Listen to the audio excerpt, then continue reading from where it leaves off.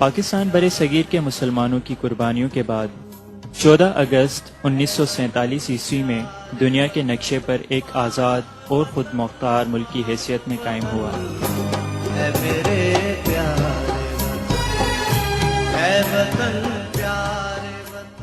3 جون کے پلان کے تحت برِ صغیر کو 2 ممالک پاکستان اور ہندوستان میں تقسیم کیا جانا تھا۔ 14 اور 15 اگست 1947 کی درمیانی شب برطانیہ نے برِ صغیر کی آزادی اور تقسیم کا اعلان کیا۔ The statement will be read to you tonight, giving the final decision of His Majesty's government as to the method by which power will be transferred from British to Indian hands. I honestly appeal to every community, and particularly to Muslim India.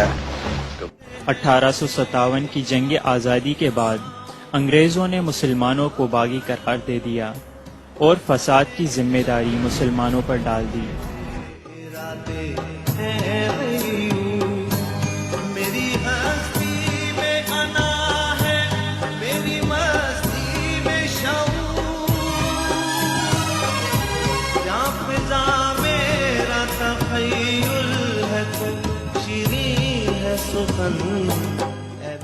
جس کے بعد مسلمانوں کے خلاف انتقامی کارروائیاں شروع کر دی گئیں، ان کی املاک اور جائیدادیں ضبط کی گئیں، انہیں ملازمتوں سے نکالا گیا، سرکاری اداروں میں مسلمانوں پر پابندی عائد کی گئی، سیاسی محرومیوں کا شکار بنایا گیا، اور انگریزوں کی ان سازشی کارروائیوں نے مسلم سماج کو تباہ کر دیا۔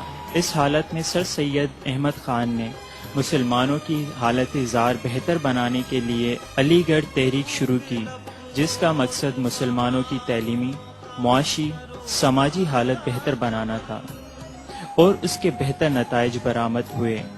سر سید احمد خان وہ پہلے شخص تھے جنہوں نے مسلمانوں کے لیے قوم کا لفظ استعمال کیا۔ وہ ہندوؤں اور مسلمانوں کو 2 قومیں سمجھتے تھے۔ بعد میں علامہ اقبال اور قائد اعظم محمد علی جناح نے اس نظریے پر اپنے سیاسی نظریے کی بنیاد رکھی۔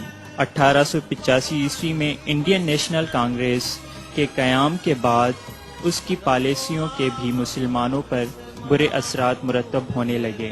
1852 انڈین کونسل کے ایکٹ کے تحت 1906 عیسوی تک کونسل میں ایک بھی مسلمان نہیں چنا جا سکا۔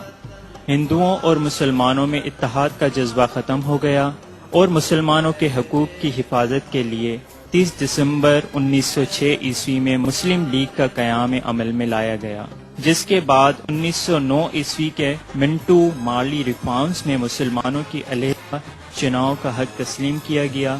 مسلمانوں اور ہندوؤں کے اتحاد کی کوششوں کو ہندو فرقہ پرست تحریکوں شدھی اور سنگھتن نے بڑا نقصان پہنچایا۔ 1928 عیسوی میں نہرو رپورٹ پیش کی گئی، جس پر عمل کے نتیجے میں مسلمانوں کے حقوق متاثر ہونے کا خدشہ تھا۔ قائد اعظم محمد علی جناح نے مسلمانوں کے حقوق کی حفاظت کے لیے نہرو رپورٹ کے جواب میں 1929 عیسوی میں 14 نکات پیش کیے، جس کے بعد 1930 میں ڈاکٹر علامہ اقبال نے مسلم لیگ کے سالانہ اجلاس میں اپنا تاریخی خطبہ پڑھا اور مسلم ریاست کے قیام کا نظریہ پیش کیا۔ 1939 عیسوی میں مسلم لیگ کے مجلس عاملہ میں پہلی مرتبہ واضح الفاظ میں 2 قومی نظریہ پیش کیا۔